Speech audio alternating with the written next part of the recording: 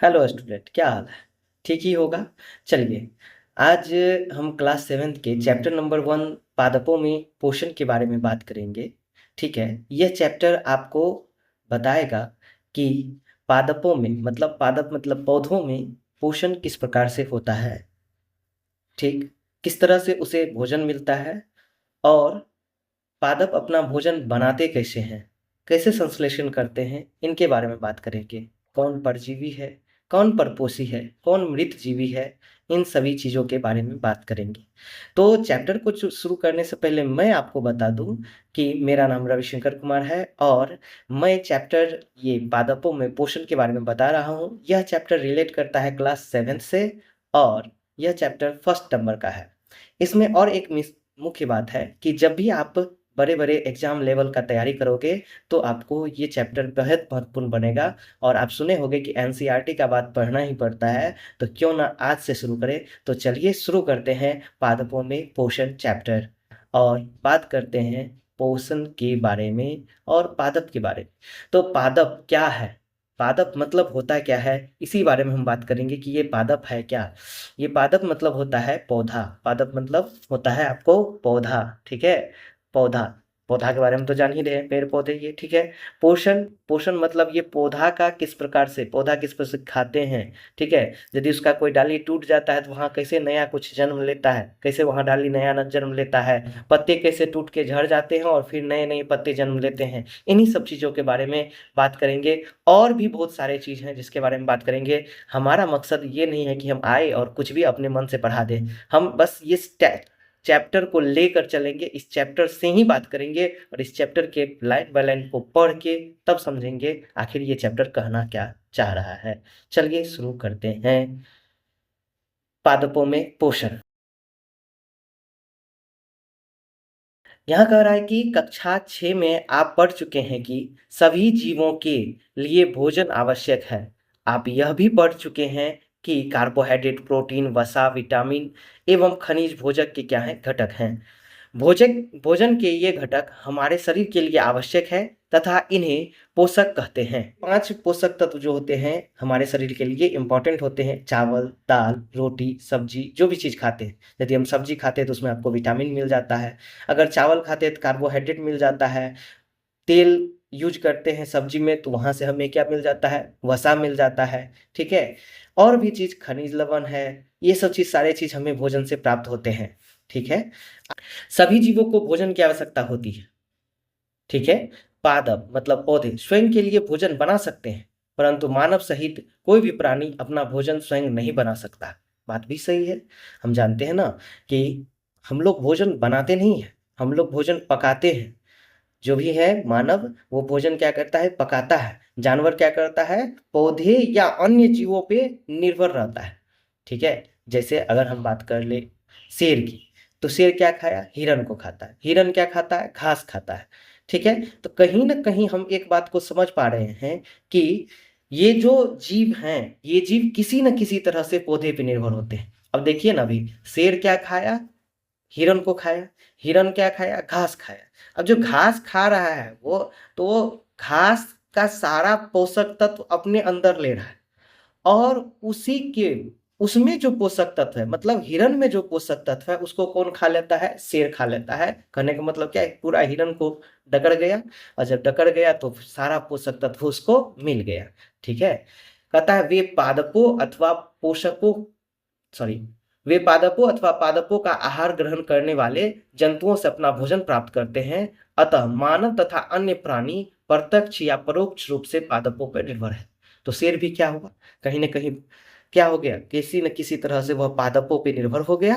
हुआ कि नहीं हुआ?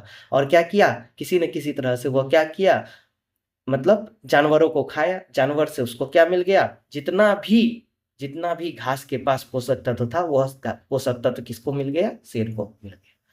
और हम मानव क्या किए, सारे जितने पेड़ पौधे अपना पोषक तत्व बचाए हुए हैं उसको काट कूट करके खा जाते हैं, ठीक है।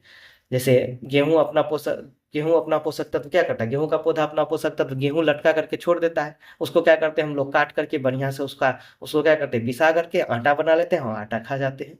आई मीन से दैट की रोटी बना लेते हैं उसका और खा जाते हैं। तो रोटी पका लेते हैं। हर वक्त हम लोग भोजन पकाते हैं, ना कि भोजन बनाते हैं। ठीक है, तो हम लोग एक चीज समझ गए, हम लोग प्रत्यक्ष या परोक्ष रूप से किस पे निर्भर रहते हैं? पादप पे ही निर्भर रहते हैं। ठीक है, पोषक तत्व समझ गए 5 प्रकार के होते हैं। ठीक है, कार्बोहाइड्रेट, वसा, प्रोटीन, खनिज लवण और विटामिन, ये सब सारे 5 पोषक तत्व हैं। ठीक है, चलिए अब बात करते हैं हम क्या, पादपों में पोषण की विधि के बारे में कि आखिर ये भैया पोषण होता कैसे है। ठीक है, चलिए, कहता है केवल पादप ही ऐसे जीव हैं जो जल, कार्बन डाइऑक्साइड एवं खनिज की सहायता से अपना भोजन बना सकते हैं। ठीक है, क्या कह रहा है? हाँ, हम लोग में कोई भी क्लोरोफिल नहीं लगा हुआ है, हम लोग में, मेरे शरीर में नहीं, हम हरे हरे नहीं दिख रहे हैं। ठीक है, एलियन नहीं है। ठीक है, लेकिन जीव जितने भी ये पादप हैं, इस सब में क्या होता है कि हरे पत्ते हैं, और हरे पत्ते क्या करते हैं, उसमें कुछ तत्व होता है, जैसे कि हम लोग देख रहे हैं कि पेड़ पौधे के पत्ते हरे होते हैं, और हरे पत्तों में क्लोरोफिल पाया जाता है। ठीक है, और ये क्लोरोफिल क्या करता है? क्लोरोफिल क्या करता है? सूर्य की रोशनी को खींच लेता है। ठीक है, और सूर्य की रोशनी से, और जो उसको अपने जड़ से जो पोषक तत्व प्राप्त हुआ है, उस पोषक तत्व को संश्लेषित कर क्या करता है? भोजन बना लेता है। ठीक है, तो हम देख रहे हैं कि केवल पादप ही, मतलब पौधे ही ऐसे जीव हैं, ठीक है, जो जल, कार्बन डाइऑक्साइड एवं खनिज की सहायता से अपना भोजन क्या करता है? बना लेता है। ये सभी पदार्थ उनके परिवेश में उपलब्ध होते हैं। हाँ, पौधा वहीं पे जन्म लेता है जहाँ पे उसको ये सब चीज प्राप्त हो जाता है। पूरा बंजर जमीन पे पौधा जन्म नहीं लेता है। अगर जन्म लेना होता तो मरुस्थल में बहुत सारे पौधे रहते हैं, मतलब रेगिस्तान में जहाँ बालू ही बालू है, वहाँ पौधे नहीं ना होते हैं। क्यों? क्योंकि उनके परिवेश में कुछ भी चीज वैसा पोषक तत्व तो उसके नहीं मिल पाता है। ठीक है, कहीं जगह कहीं कहीं मिलता है तो वहां पर क्या होता है? पनप जाता है। ठीक है, पोषक पदार्थ सजीव की शारीरिक संरचना, वृद्धि तथा क्षतिग्रस्त भागों के रखरखाव के लिए समर्थ बनाते हैं तथा विभिन्न जैव प्रक्रमों के लिए आवश्यक ऊर्जा प्रदान करते हैं। ठीक है, यह भी बात हम समझ जाते हैं। पोषक पदार्थ जो है सजीवों की शारीरिक संरचना, मतलब शरीर की संरचना के लिए उत्तरदायित्व होता है। ठीक है, कि किस तरह से इसकी संरचना होगी। फिर कहता है वृद्धि के लिए, बढ़ेगा। हम लोग हम लोग खाना नहीं खाएंगे तो हम लोग में क्या होगा? वृद्धि नहीं होगा, शरीर में दिन ब दिन घटते जाएंगे, और एक दिन क्या हो जाएगा? हमारी मृत्यु हो जाएगी। उसी तरह से, ठीक है, उसी तरह से पौधों को भी क्या चाहिए? पोषक पदार्थ की आवश्यकता है। ठीक है, और इसीलिए वह पोषक पदार्थ लेते हैं और अपने शारीरिक संरचना और वृद्धि के लिए उत्तरदायी होते हैं। ठीक है, कहता है क्षतिग्रस्त भागों के रख रखाव के लिए समर्थ बनाते हैं। क्षतिग्रस्त भाग है ना, उसका भी तो शरीर क्षतिग्रस्त होता है। पत्ते गिरते हैं, सूख जाते हैं, पत्ते गिर जाते हैं, फिर नए पत्ते आते हैं। तो क्षतिग्रस्त मतलब क्या हो गया? उसका पत्ता सब क्षति हो गया, पत्ता सब गिर गया, फिर नया पत्ता ले आया उसके पास। ठीक है, तो क्षतिग्रस्त भाग को क्या किया? फिर से वो जनरेट कर लिया, बढ़िया बना लिया। जैसे हमारा है, कभी हाथ कट जाता है ब्लेड से तो क्या करते हैं? उसके लिए पूरा थोड़ा सा कट गया तो क्या करते हैं? थोड़ा खून भी बह गया, हम देख रहे हैं खून बहेगा, लेकिन कहते हैं चलो भाई ठीक हो जाएगा, कोई दिक्कत नहीं है, कोई बात नहीं है, ठीक हो जाएगा। तो क्या करते हैं? वो ऑटोमेटिक हील कर जाता है। क्यों? हम पोषक पदार्थ खाते हैं, भोजन करते हैं, और क्या होता है? हमारा शरीर में इतनी कैपेबिलिटी है कि वह सारे रोग को क्या कर सकता है? खत्म कर सकता है। ठीक है, तो वो भोजन पे निर्भर करता है। सजीवों द्वारा भोजन ग्रहण करने एवं इसके उपयोग की विधि को हम क्या कहते हैं? पोषण कहते हैं। ये एक इंपॉर्टेंट पॉइंट है। सजीवों द्वारा भोजन ग्रहण करने एवं इसके उपयोग की विधि को क्या कहते हैं? हम पोषण कहते हैं। कुछ उपयोगी पॉइंट ऊपर भी है, जिसको हम बाद में देख लेंगे। पोषण की वह विधि जिसमें जीव अपना भोजन स्वयं संश्लेषित करते, वो स्वपोषी कहलाते हैं। हम क्या बोल रहे हैं कि पोषण की वह विधि, वैसा विधि, पोषण की वैसी विधि जिसमें क्या हो जाता है? जीव अपना खुदे से भोजन बना लेता है। ठीक है, खुद से, किसी दूसरे पे निर्भर नहीं रहना है उसको, कि नहीं वो आएगा तो मेरे लिए खाना बनाएगा, हम खाएंगे तब हमारा देह पोषित होगा, ऐसा कुछ नहीं है। वह खुद ही अपने आप में सक्षम होता है कि अपने से भोजन बना लेंगे, अपने से भोजन क्या कर लेंगे? ग्रहण कर लेंगे। जो कुछ बचेगा उसको लटका तटका भी देता है, जो कि जिसका काम क्या होता है? पेड़ पौधे का। तो पेड़ पौधे इसीलिए क्या कहलाते हैं? पेड़ पौधे इसीलिए क्या कहलाते हैं? स्वपोषी कहलाते हैं। इसीलिए पेड़ पौधे क्या कहलाते हैं? स्वपोषी, क्योंकि वो अपना क्या करते हैं? स्वपोषण करते हैं। ठीक है, इसीलिए जो स्वपोषण करेगा अपना, वह क्या कहलाएगा? स्वपोषी कहलाएगा। तो पेड़ पौधा अपना पोषण क्या किया? खुदे से किया, इसीलिए उसको क्या कहेंगे? हम स्वपोषी कहेंगे। ठीक है, चलिए आगे हम और देखते हैं। कहता है ऐसे पादपों को स्वपोषी कहते हैं। अभी जस्ट हम देखें कि यदि पेड़ पौधा अपना भोजन बनाएगा तो वह क्या कहलाएगा? स्वपोषी कहलाएगा। कहता है जंतु एवं अधिकतर अन्य जीव पादपों द्वारा संश्लेषित भोजन ग्रहण करते हैं, उसे विषमपोषी कहते हैं। विषमपोषी किसे कहेंगे? यदि कोई जंतु है, ठीक है, कोई भी जंतु, हम देख रहे हैं कि पेड़ पौधा छोड़ करके जितने भी जीव हैं वह क्या करते हैं, किसी अन्य पे निर्भर रहते हैं। आप देख लीजिए ना, कुछ पेड़ देखे होंगे ऐसा जिसके ऊपर क्या होता है कि मतलब पतला पतला धागा के समान पीला पीला धागा चढ़ा हुआ रहता है। यहाँ पर हम इमेज दिखा रहे हैं। तो मतलब वो क्या होता है, उसे कहते हैं अमरबेल। उसे क्या कहते हैं? अमरबेल। वो अमरबेल का पौधा होता है, ठीक है। लेकिन वह क्या है, वह खुद से अपना भोजन नहीं बनाता है, वह जिसके ऊपर सवार रहता है उसी का भोजन चूस लेता है, मतलब उसको नुकसान पहुंचाता है और अपना क्या करता है, पोषण कर लेता है। तो दूसरे को नुकसान पहुंचा ले रहा है वो, ठीक है।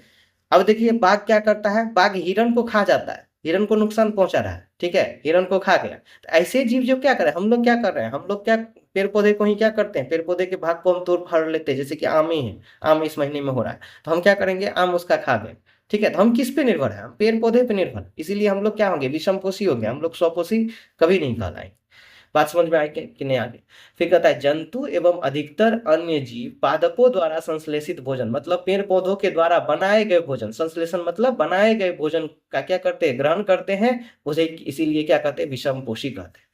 अब देखिए, ये जो हम पादपों में पोषण पढ़ रहे हैं, ये एनसीईआरटी बुक से पढ़ रहे हैं। तो इसमें हो क्या रहा है, इसमें क्या एक इंपॉर्टेंट बात है, इसमें दो गो कैरेक्टर दिया हुआ है, ठीक है, दो गो कैरेक्टर दिया हुआ है। एक का नाम है बूझो, दूसरे का नाम है पहेली, ठीक है। ये कैरेक्टर जो है कहीं ना कहीं क्वेश्चन हर वक्त पूछते रहता है, जिससे कि बच्चों को क्या हो, बच्चों का डेवलपमेंट हो। क्या डेवलपमेंट हो, उसको बीच बीच में ही ऐसा ऐसा क्वेश्चन आ जाए कि उसका दिमाग खुलने लगे। जैसे यहाँ कहता है कि बूझो पूछ रहा था क्या, बूझो जानना चाहता है कि पादप अपना भोजन किस प्रकार बनाता है, मतलब पौधा अपना भोजन किस प्रकार बनाता है। तो चैप्टर भी बताएगा अब आगे चल करके कि कैसे बनाता है भोजन, ठीक है। तो कैसे बनाया, यदि हम यहाँ पे नीचे पढ़ेंगे तो पादप कैसे बनाता है, जल, कार्बन डाइऑक्साइड एवं खनिज की सहायता से अपना भोजन बना सकता है। तो बूझो के क्वेश्चन का आंसर यहाँ पे हमको मिल गया, यहाँ पे हमको बूझो के क्वेश्चन का आंसर मिल गया। अब यहाँ पहेली है, एक पहेली जानना चाहती है कि पादपों की तरह हमारा शरीर भी कार्बन डाइऑक्साइड, जल एवं खनिज से अपना भोजन स्वयं क्यों नहीं बना सकता, ठीक है। पादप, बूझो समझ रहा है कि पादप अपना भोजन स्वयं बनाता है, ठीक है, बनाता है तो किस प्रकार बनाता है। फिर बूझो बोलती, पहली बोलती है कि भैया एक बात बताइए, ये जो है कार्बन डाइऑक्साइड, जल, खनिज लवण से, इस सब से हम अपना भोजन काहे नहीं बना सकते हैं? ऐसा क्या बात है कि हम अपना भोजन नहीं बनाएंगे, हम अपना भोजन तो बना सकते हैं। चलो हमको मिल जाएगा कार्बन डाइऑक्साइड हम ले लेंगे, जल में ले लेंगे, खनिज लवण ले लेंगे, सब कुछ को मिला करके अपना भोजन बना लेंगे। तो कुछ ना कुछ तो छूट रहा है, जिसके कारण हमारा भोजन क्या हो रहा है, तैयार नहीं हो रहा है। तो हम इसी बात पे बात करेंगे, ठीक है। अब किताब भी पूछ रहा है भैया, क्या पूछ रहा है, अब हम पूछ सकते हैं कि पादपों की खाद्य फैक्ट्रिया कहाँ स्थित है। पेड़ पौधे का खाद्य फैक्ट्री कहाँ स्थित है, जैसे हमारे घर में किचन होता है ना, रसोई घर होता है ना, तो वो रसोई घर हमारा क्या हो गया, हमारा क्या हो गया, एक तरह का घर का फैक्ट्री हो गया, जिसमें सारा चीज बनता है और हम खाते हैं। उसी तरह से पेड़ पौधा का कौन सा फैक्ट्री है, ऐसा कौन सा फैक्ट्री है जिसको पेड़ पौधा अपने भोजन बनाने के लिए उपयोग में लाता है, ठीक है। तो वही हम जानेंगे आगे। क्या भोजन पादप के सभी भागों में निर्मित होता है? क्या ऐसा है जो पादप, पेड़ पौधा तो बहुत बड़ा होता है, क्या सब भाग में, जड़ में, तना में, पत्तियां में, सब जगह भोजन बनता है? क्या ऐसा बात है? अथवा केवल कुछ विशेष भागों में, क्या कुछ विशेष भागों में ही भोजन बनते हैं? इन सभी बातों के बारे में हम आगे टॉपिक में पढ़ेंगे। कहता है पादप अपने परिवेश से कच्चे सामग्री किस प्रकार प्राप्त करता है। पेड़ पौधा जो है अपना चारों ओर से कैसे कच्चा सामग्री प्राप्त कर लेता है, कैसे उसको मिल जाता है, कैसे उसके शरीर में पहुंच जाता है, कार्बोहाइड्रेट, मतलब कार्बोहाइड्रेट कैसे बन जाता है उसके शरीर में, फिर कैसे उसके शरीर में खनिज लवण पहुंच जाता है, जल पहुंच जाता है, कार्बन डाइऑक्साइड पहुंच जाता है, किस तरह से, ठीक है। खाद्य फैक्ट्रियां तथा उनका स्थानांतरण किस प्रकार होता है, मतलब खाद्य फैक्ट्रियों तक उनका स्थानांतरण किस प्रकार होता है, मतलब ये जो जितना पोषक तत्व है कैसे उसके शरीर में पहुंच जाता है सब जगह, किस चीज से पहुंच जाता है, कौन ऐसा चीज है उसके शरीर में लगा हुआ जो सब जगह सारा चीज सामान पहुंच जाता है। इसी के बारे में हम 1.2 टॉपिक में बात करेंगे, जो कि है प्रकाश संश्लेषण, पादपों में खाद्य संश्लेषण का प्रकरण। मतलब क्या कर रहा है कि प्रकाश संश्लेषण, प्रकाश के द्वारा क्या है, कुछ बनाना है, ठीक है, क्या तैयार करना है, देखते हैं, संश्लेषण करना है, क्या मतलब क्या चीज को तैयार करना है उसके बारे में देखते हैं। कहता है पादपों में खाद्य संश्लेषण का प्रक्रम, ये पेड़ पौधों में जो खाना बनाने का ये प्रक्रम है, ठीक है, खाना तैयार करने का प्रक्रम है, इसी प्रक्रम के बारे में हम जानें। कहता है पत्तियां। अब देखिएगा, वो जितना हम क्वेश्चन अभी पीछे हम देखे थे, इतना सारा क्वेश्चन देखे थे, ठीक है, कि पहला क्वेश्चन देखे थे कि हम पूछ सकते हैं कि पादपों की खाद फैक्ट्रियां कहाँ स्थित है, तो वही कह रहा है पत्तियां पादपों की खाद फैक्ट्रियां हैं। पहला क्वेश्चन का आंसर मिल गया, पहले क्वेश्चन का आंसर मिल गया। एनसीईआरटी का गजब कहानी है, ठीक है। अतः अतः सभी कच्चे पदार्थ पत्तियों तक पहुंचाने चाहिए, ठीक है, पहुंचने चाहिए। अब ये जितने भी कच्चे पदार्थ हैं, जितने भी कच्चे पदार्थ सेंस में क्या हो जाएगा, खनिज लवण है, ठीक है, कार्बन डाइऑक्साइड है, ये सब चीज जो है, जल है, ये सब सारे कच्चे पदार्थ है जिसको कहाँ तक पहुंचना है, पत्तियों तक पहुंचना है, ठीक है। फिर क्या करा है, मृदा में उपस्थित, मृदा मतलब मिट्टी, मृदा मतलब मिट्टी, मृदा से सेंस क्या है, मिट्टी का सेंस है, ठीक है, मृदा मतलब मिट्टी, ठीक है। ये मिट्टी जो है, मिट्टी में उपस्थित जल खनिज जड़ द्वारा अवशोषित किए जाते हैं। क्या बोल रहा है, मृदा में उपस्थित जल एवं खनिज, ठीक है, मृदा में क्या उपस्थित रहता है, जल उपस्थित है, खनिज लवण उपस्थित है, ठीक है। वह क्या करता है, मूल मतलब क्या करते हैं, किसके द्वारा, जड़ के द्वारा, जड़ के द्वारा अवशोषित किए जाते हैं। जड़ में छोटे छोटे छिद्र होते हैं, जिसके द्वारा क्या हो जाता है, सारा पोषक पदार्थ जो है वह क्या होता है, अवशोषित किया जाता है और कहाँ पहुंचाया जाता है, पत्तियों तक पहुंचा दिया जाता है, ठीक है। अब जड़ से पत्ती तक पहुंचाया जाता है, तो जौ से जड़, जौ से जाइलम, याद रखिएगा, जौ से जड़ और जौ से जाइलम। जाइलम नाम का एक नली होता है जो जड़ से कनेक्ट होते हुए सभी विभिन्न भागों में, पेड़ पौधे के हर एक भाग तक पहुंचता है जाइलम, ठीक है। तो जड़ से कहाँ तक, हर एक जगह तक पहुंचा देता है, कौन चीज को, किसको पहुंचा देता है, जल और खनिज लवण को पहुंचा देता है, ठीक है। वह क्या करता है, सोखता है, अवशोषित करता है, ठीक है, और सोख करके क्या करता है, सब जगह पहुंचा देता है। बात समझ में आ गया कि नहीं आ गया। अब फिर क्वेश्चन देखिए, बूझो भैया फिर क्वेश्चन पूछ दिए, तब पूछिए बूझो भैया क्या क्वेश्चन पूछना चाहते हैं। बूझो जानना चाहता है कि जड़ द्वारा अवशोषित जल एवं खनिज पत्तियों तक किस प्रकार पहुंचते थे, अभी जस्ट हम बता दिए थे, जौ से जड़ और दूसरा जौ से जाइलम। जाइलम के द्वारा क्या हो जाता है, सारा जितना जल और खनिज लवण अवशोषित किया गया था जड़ के द्वारा, वह सभी जाइलम के द्वारा, मतलब जड़ के अंदर अंदर अंदर अंदर एगो पाइप बिछा हुआ है, सब जगह जाता है, जो जड़ से लेकर के सब जगह पहुंच जाता है, पत्ती तक पहुंचता है, हर एक भाग पहुंच जाता है, ठीक है। वो उसका नाम है जाइलम। जाइलम के द्वारा सब सारा चीज पहुंचाया जाता है, तथा तने के माध्यम से पत्तियों तक पहुंचाया जाता है, उसी तने के अंदर में रहता है जाइलम। पत्ती की सतह पर उपस्थित सूक्ष्म रंध्रों द्वारा वायु में उपस्थित कार्बन डाइऑक्साइड प्रवेश करती है।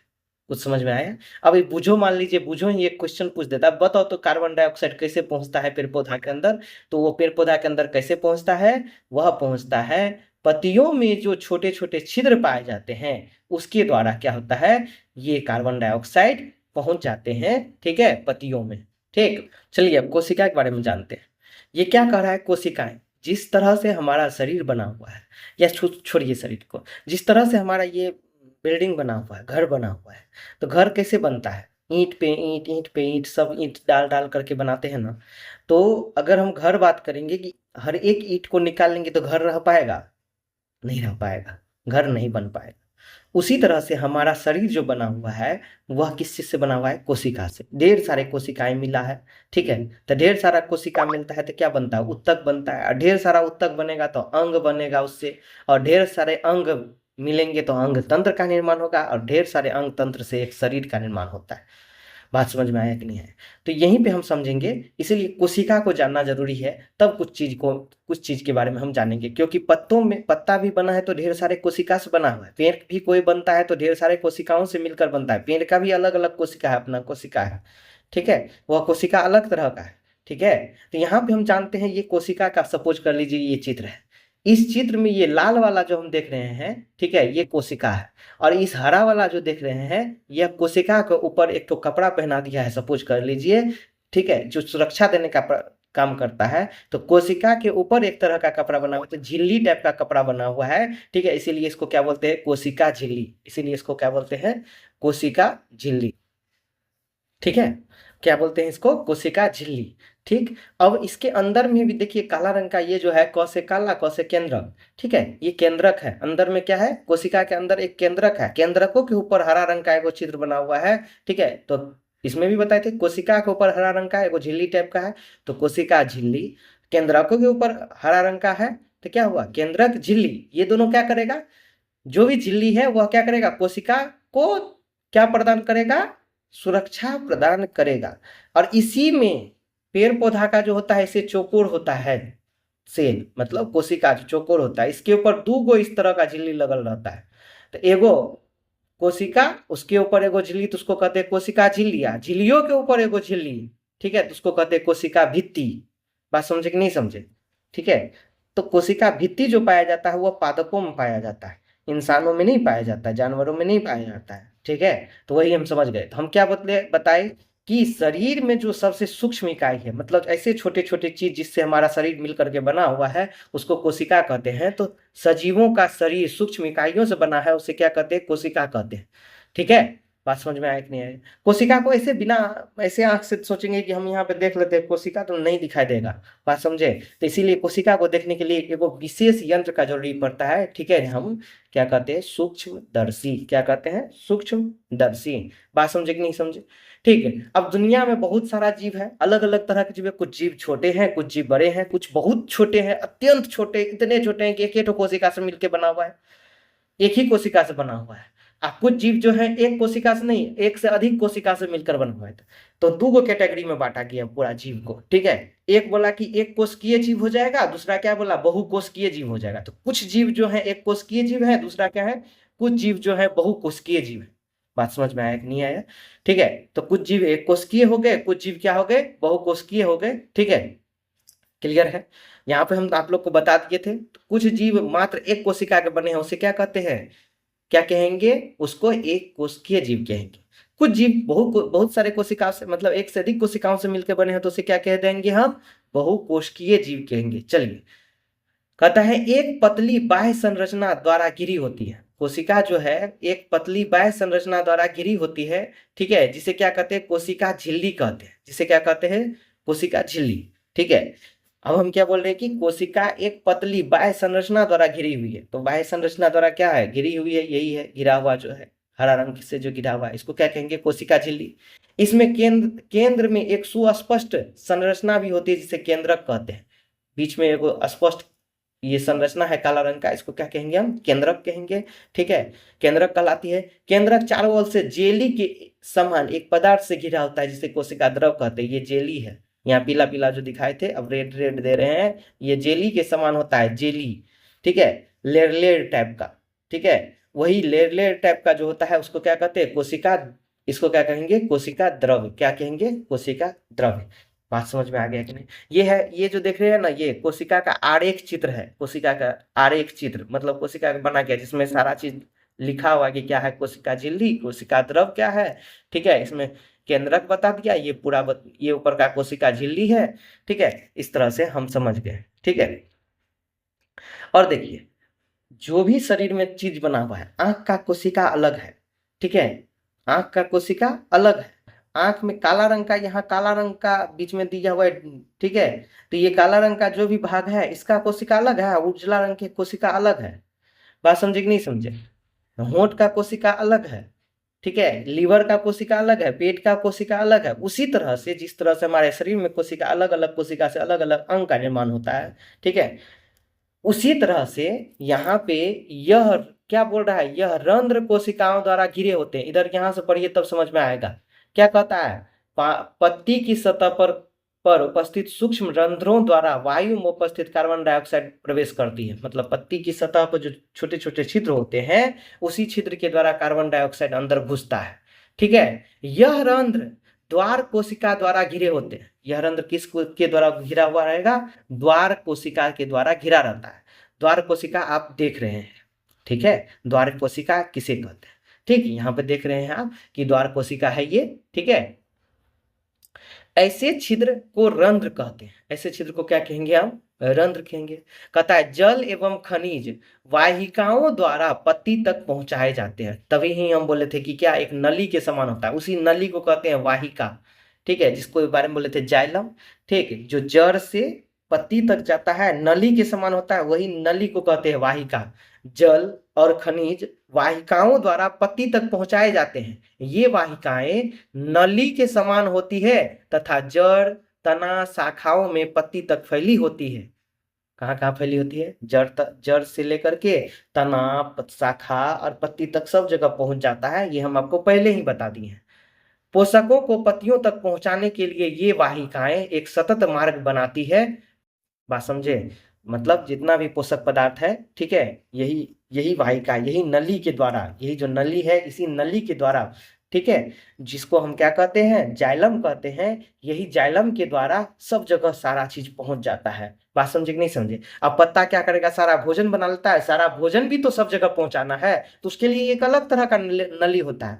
अब भोजन को हम मान लेते हैं फल, तो फल, फ से फल,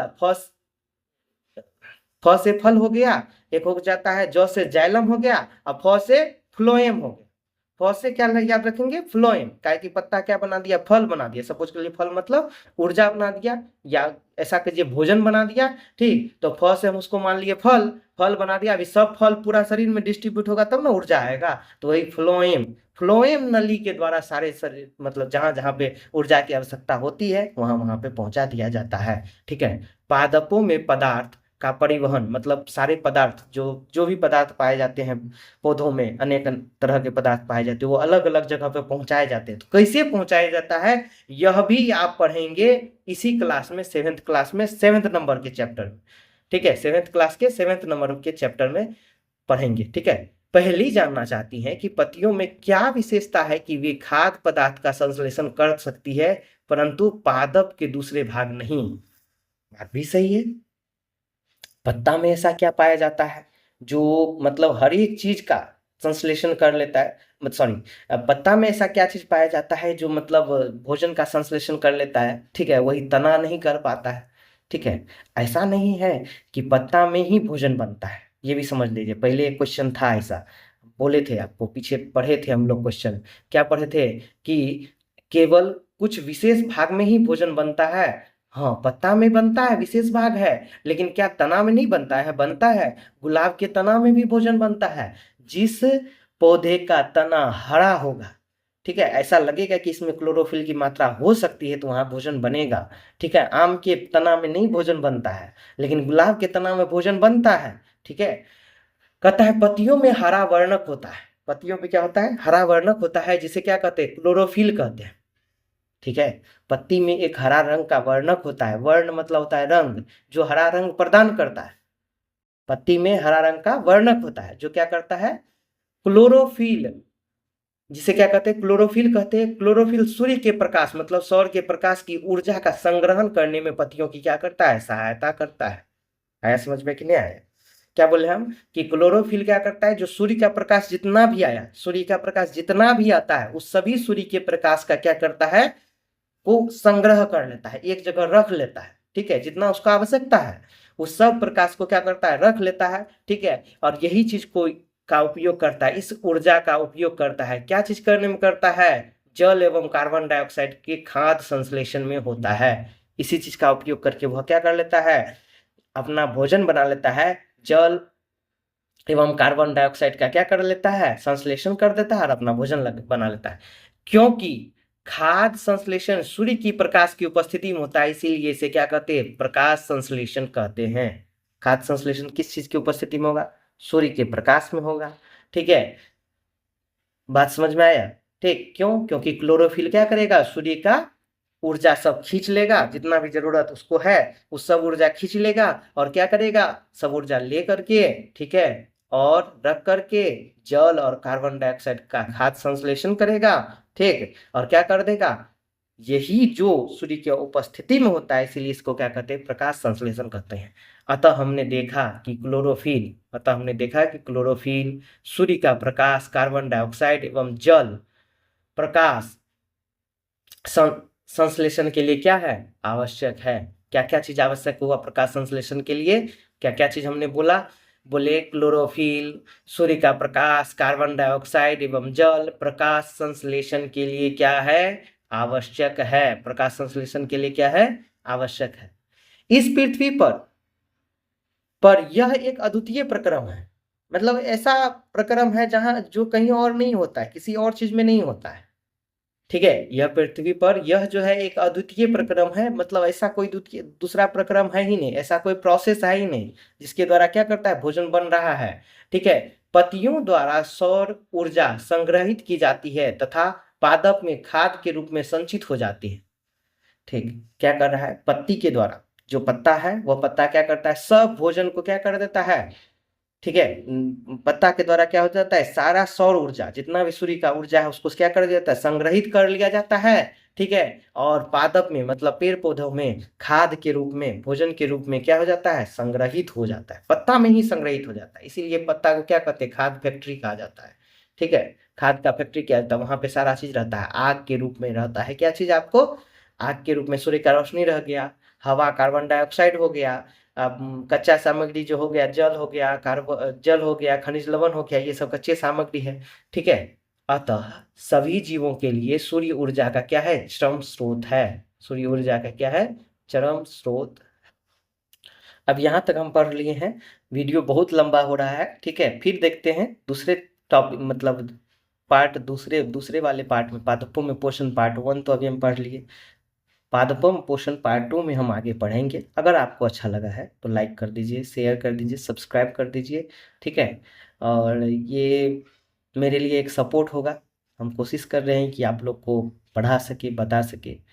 ठीक है, थैंक यू वेरी मच।